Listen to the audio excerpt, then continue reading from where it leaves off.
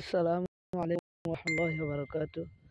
রুহামা টেলিকমের পক্ষ থেকে জানাচ্ছি আন্তরিক মোবারকবাদ।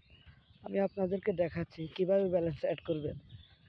অর্থাৎ আপনি কোনো অফার ক্রয় বিক্রয় করার জন্য আপনার অ্যাকাউন্টে ব্যালেন্স থাকতে হবে। এখানে টাচ করলে আপনার অ্যাকাউন্ট দেখাবে। আমার অ্যাকাউন্টে 540 টাকা আছে। ঠিক আছে, এখন ধরুন রিচার্জ অপশনে গিয়ে ড্রাইভ আমি একটা অফার পছন্দ করলাম। ধরুন আমি এই 560 টাকা 1000 মিনিট 560 টাকা ডিসকাউন্ট 79 টাকা বাই। এখানে এখানে একটা নাম্বার দিলাম।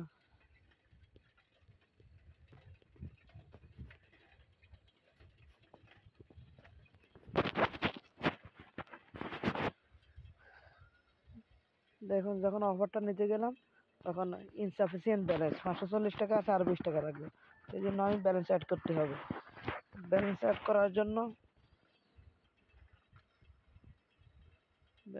করার জন্য এই হোমে গিয়ে অ্যাড ব্যালেন্স একটা অপশন আছে। এই অ্যাড ব্যালেন্সে গিয়ে আমাদের একটা ব্যালেন্সে চালু আছে মেইন ব্যালেন্স, এখানে গিয়ে আপনার কনফার্ম, এরপরে এখানে যে অপশন আসবে আপনি এই কোন ইয়েতে ব্যালেন্স অ্যাড করবেন। ধরুন আমি বিকাশ পার্সোনালে অ্যাড করব।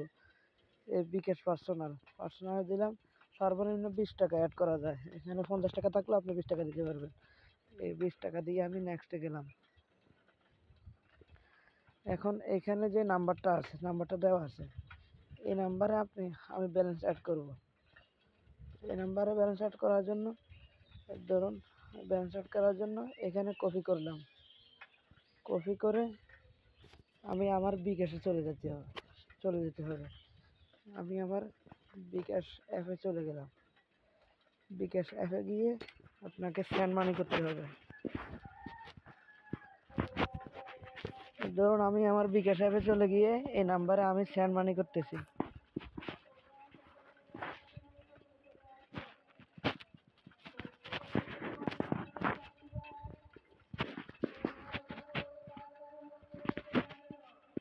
তো বন্ধুরা সেন্ড মানি করলাম। সেন্ড মানি করার পর এখানে আমার ট্রানজাকশন আইডি নিতে ভুলে গেছি। তো এখন এইখানে বিকাশের একবারে উপরে উপরে বিকাশ মেনুতে যাবেন। বিকাশ মেনুতে গেলে স্টেটমেন্ট একটা অপশন আছে। এখানে গিয়ে আপনাকে আমি যে সেন্ড মানি করলাম এই এই কপি ট্রানজাকশন আইডি, এখানে টাচ করলে ট্রানজাকশন আইডি সিস্টেম আসবে।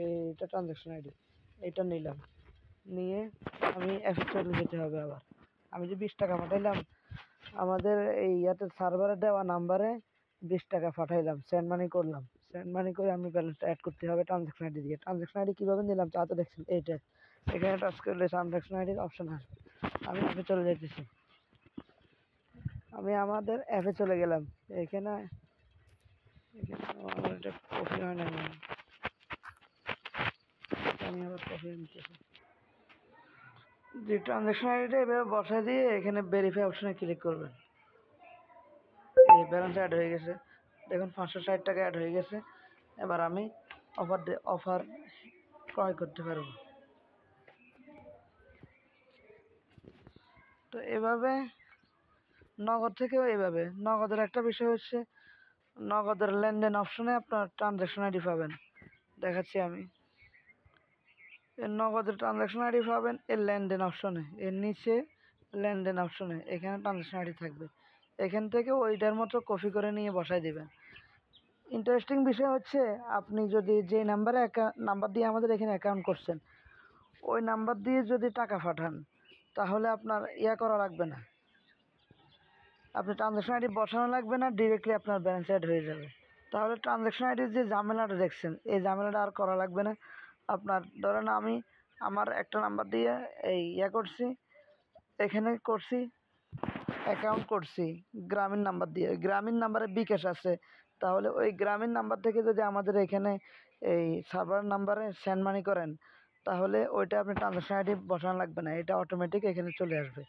ট্রানজাকশন আইডি অটোমেটিক হয়ে যাবে।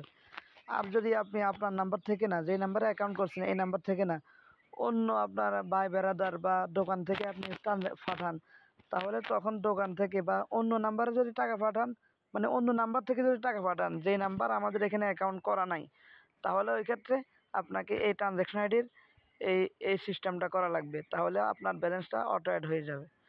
তো যাই হোক, এভাবে আমাদের সাথে থাকবেন।